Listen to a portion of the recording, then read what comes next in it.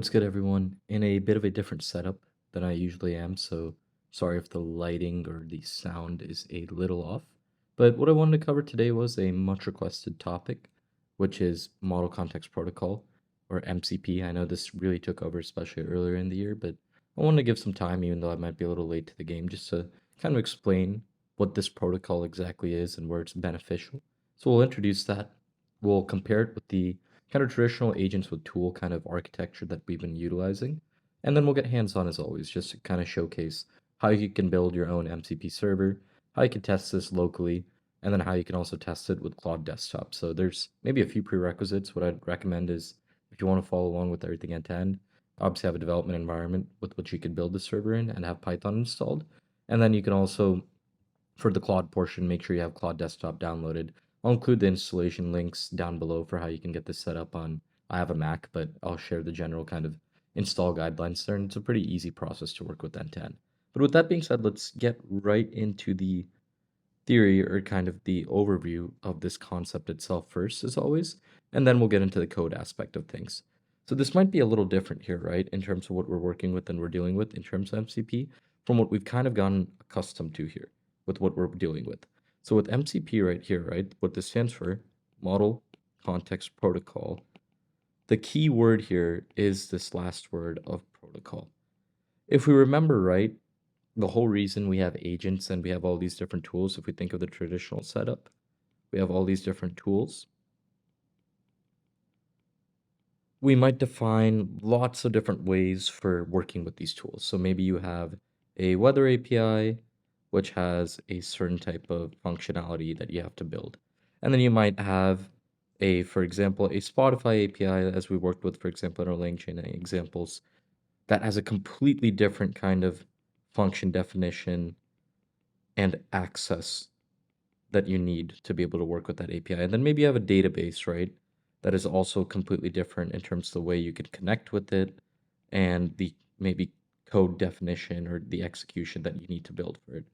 The basic point here is, right, as our tools kind of expand, there's so many different ways we can interact with different external sources of data that it becomes very hard and kind of clunky when you have so many different ways that you might be interacting with things. Because these are not just different Python functions, it's different ways of accessing these kind of different sources of data. And that becomes really hard to manage or maintain as you scale up, right, to hundreds of tools that you might be working with. So that's where the need for a protocol where you kind of had a standard way of interfacing with this data became really necessary. A simple way in which, let's say that maybe there is someone else who's already built a way, right, that you can maybe access. Think of these as kind of the built-in tools, but scaled up and kind of standardized more properly. Let's say like someone's built a way for you to interface with something like Slack. You want to be able to simply push that connection to your LLM or agent. You don't want to have to kind of define like your own like function, whatever protocol or anything of that sort. You want to be able to use something like already pre-provided, a server already pre-provided, and fit that in with all your different sources of data access in a central or managed way. So what MCP introduced the concept of was it built off the client server architecture. And a client, as we know, is right what sends in requests in terms of what we need. And the server is what manages the resources and sends the appropriate kind of responses back.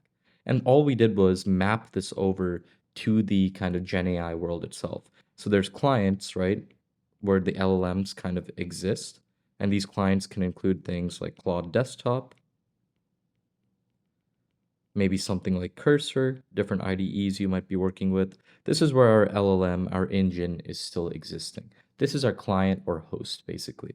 Now, what we can establish, right, programmatically, what we're going to build out is these different MCP servers. So you can think of it as S1, S2, S3, whatever way you want to think of it as. And these servers basically are the ones that have access to your different data sources. So maybe it's an API, maybe it's a database, and then maybe it's some sort of local file store. And then there's obviously protocols in terms of different types of transport protocols that you could be working with. There's standard in and out. There's streamable HTTP. These are just kind of our connections that we're building between our client and server, just like we do in a traditional setup, right? That you can enable. But now if we see the difference with this from our traditional kind of agent and tool setup, right, is that we have a standard way of presenting all these different data connections, whereas each of those were just isolated tools that we defined and then attached to an agent. Now we have a standard protocol, and what became really, really powerful was since there's a set way of presenting these MCP servers, which we'll explore here, now there's open source repositories. I think one of them is called Awesome MCP, where there's already predefined servers, and we'll explore this with our strands framework. You'll see that AWS Labs, for example, has predefined S3 server, for example, that has access to maybe S3 documentation or something of that sort. There's even a strand server that's been defined, which will help us answer questions about that framework. Now we can simply plug this in into our kind of existing template, and this is often a JSON file with our list of servers. So we can say S1, and how do we execute this? So it might be a Python script. You might have Python 3 serve.py, something of that sort, simplifying it a little there. And then you might have S2 here, and maybe this is a TypeScript extension. I believe it's npx. I'm horrible at Java and TypeScript there, but maybe it's npx install and serve whatever you're dealing with, right? The essence is that you can plug in MCP servers very, very easily into your hosts that you're working with via the ones that are already existing out there. Whereas we'll see today, we can also build our own one. So to put it very, very simply, because I was a little confused by this at first too, agents as tools still works. And what's fancy is even with agents as tools, for some of the tools, you can expose an MCP server and the tools it has accessible to it. Because at the end of the day, these servers just basically contain, right, the different tools and prompts and resources we're working with. So you can expose the tools that are accessible via an MCP server to your agent as well. So it's not that you have to do one or the other. This is just a simpler way of kind of presenting multiple data connections in a standardized way. And I think one of the analogies I read, it might have been on a Phil Schmidt blog or even the actual kind of like Anthropic documentation itself when they released this, is you can think of MCP as kind of a USB-C, right? All these external different data sources, we now have a central way of connecting it to our LLM that we're working with. That's all that's happening here. Your core kind of functionality and logic in terms of your tools and your resources and prompts, all of that still exists there. There's just a standard way of presenting it. And even more importantly, for the wider developer community, there's a much simpler way of just cataloging these via JSON format by saying, here's my server, and here's the way you can execute it, basically, right? So it makes it much, much easier and much more scalable as the number of tools and resources you're working with kind of scale up. Now, if that didn't make sense, right, as always, let's get hands-on, just so you can kind of understand what we're working with. And I'll make sure to link all this just so you can follow along as well. So we're going to hop into Cursor right here. If you'll notice, I have Claude Desktop pulled up as well. Like I said, I'll give the installation instructions down below, but this is an example of a MCP host or client, basically, that we might be working with. I've just recently downloaded this. Seems pretty neat so far. If I get the premium plan, I'll also give maybe some feedback or kind of ideas in terms of how it is. But if we come here, right, I have basically set up this directory right here, and this is all once again in Git. And all I'm going to do first is I'm going to install my fast MCP, which is from the MCP server kind of repository itself, and I'll link that down below itself. But what fast MCP is, for those of you that are new to it, it's simplified kind of the MCP setup, because originally there was a lot of different things you had to configure rather than focusing on just tools and things of that sort. There's like the protocol layer that you had to worry about. There was a lot of different kind of structuring that kind of took away from the actual kind of building of your tools and resources that you'd be working with. But all I'm going to do here is import this fast MCP. You can think of this as a bit of a higher level wrapper that simplifies some of the constructs in this client server architecture that we're mapping over here. So here, if we see, I'm going to instantiate an MCP server, and all I'm going to say is it's hello MCP py, just this is my first MCP server that I'm working with for this sample. And we'll return to that in a second, but what I'm going to do is the server, I'm going to execute with standard in and standard out. So this is a good transport layer if you have local debugging like we'll be working with here. But as you deal with APIs and things of that sort, or more complex processes, then you might want to look at streamable HTTP or kind of the different transports that they have available in terms of what makes most sense for your use case. But if we come back here, you'll see that this is very, very similar to kind of our traditional agents and tools world. We're just presenting it in the format that we need for MCP. Here, I just have a decorator saying I'm going to be dealing with the MCP tool. Simple add tool right here. And then I have another MCP tool here where I'm basically returning some mock biodata if you enter a name and ask a question about it. So for example, if you ask about Rom, I'm not actually 20, I am 25, so I'm not that old either. But here I just have a bunch of mock data that I entered in here, and I'm going to act like this is maybe a database. In the real world, you might have a DynamoDB table, some sort of database that you might be querying from, but just giving you an idea here in terms of another more complex tool than just addition. Here I'm going to say look for that string and return the rest of that biodata, and I've kind of cleaned this up with Pydantic to structure our model kind of outputs that we're dealing with here. And here it should return the biodata if it's there. If not, there should be an error that it was not found in the database. Very simple, just two tools that I'm defining using that decorator. And then the other key part is you define your transport here. Now what we can do is, and let me pull up my GitHub, or actually I'll pull up the README right here as well. Let's pull this up. I have a few different ways that I can work with this. I have a few different ways I can run this kind of deep locally, and then I can also run it with something like Claude Desktop. So what I'm going to do first here is, by the way, this is the installation steps. You could just do a UV init. Think of this as a replacement for pip. It's a little more efficient. Here, I'm just going to initialize that project. That's what I've done here. And then I've gotten in there and I've installed MCP, similar to how you would through pip. You could also use that, but UV is supposed to be faster and more efficient. Now what I'm going to do is, now that I have my code file defined here, I'm just going to run this server with the dev mode. And what this will do is, this will make a UI. I don't think I'm in the appropriate directory here. Right here, sorry, I specified the wrong file. I'll fix that in the README. What I'm going to do is, I'm going to run this, and this will launch a bit of a inspector type UI for us, where we can then test this. So what I'm going to do now is, I'm going to connect to my MCP server, which is once again just simply a way of accessing our data. And you'll notice, we'll get into this in more videos, you can provide resources and prompts. Think of resources as kind of GET requests. Maybe you have like a hello world type statement that you want at a certain URL path or something. You can have that, and then prompts are pre-configured templates, obviously, that you can use. But our key here is our tools. And what we can do is, we can list our tools here. And we'll see that there's two different tools accessible for us. And we can test this. So let's, for example, do add. Let's say we have add the numbers 3 and 2. This should hopefully return the right answer here. And if we run that, we'll see a success and we'll see the result there. Same thing with biodata. Let's see the names that we have supported in our main script right here. Let's just try ROM as the name, and it should return the appropriate and fake metadata in this case. So if we run tool, we'll see a success, and then we'll see that the things that we've mapped over here is being returned.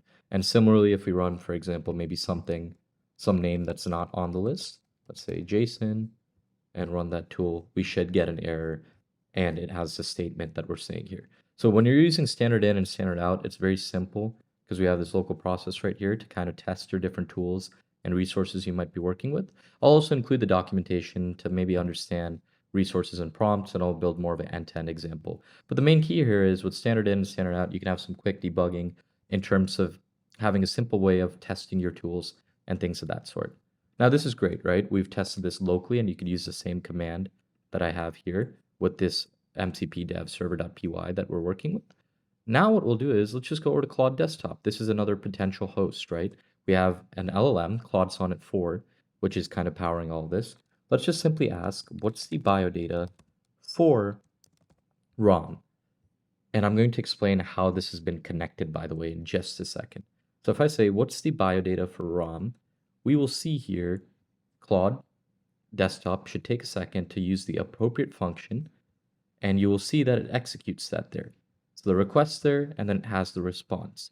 And the way you can access this, right, and I will give the exact CLI command in terms of where we're at. But here, if you're on a Mac, this will be here, but you can use the Windows location too if you're using that. But I've come basically to my Claude app installation, and you'll see there's a central JSON file basically for my Claude desktop that I've configured here. So here I can list out my MCP servers that I'm basically working with. So this is the one that I defined, right? Hello MCP py that we're working with. If you'll remember in the code, let me pull this over here so I don't keep scrolling too much and killing your eyes. But if we'll see here, we instantiated an app called Hello MC or a server called Hello MCP py. That's what we have here. And then we have the command, right, to execute this. We pass in the file and then we say UV run, right? And we ensure that these different things are installed, which is just the MCP packages here. But let's say you're working with a database or something else of that sort. You can have your necessary files here. Then I give the absolute path basically to my main script that I'm going to be executing. And you can imagine as you scale this up, right? As you scale up your MCP servers, there's going to be many, many more that you can add to this list or array here, basically. So this is just my one that I've defined, but let's say we have a strands MCP server or something of that sort. Let's actually use that as an example, since that's the series we've been working with. Let's say we have our strands MCP server, pull that up right here, come to GitHub. Hopefully there was nothing embarrassing in my search history. But if we see here, you can simply grab this JSON file and kind of plug it in directly for working. It might be a little different depending on the host that you're in, but at the end of the day, there's just a .json file simply that you can pass in all your different kind of servers that you're working with. And that's all that this server is doing here too, right? So the Strands MCP server, it's just giving access to the different docs that we're working with. So if you see here in this code, I'll link it down below for you to read a little more. All it's doing is parsing some metadata that we've given here or some data in terms of the Strands framework. Things such as model providers, how can you get started, what are maybe some of the different built-in tools. The AWS team has basically built the server and they've exposed it, and you can very, very simply plug that in into this list, right?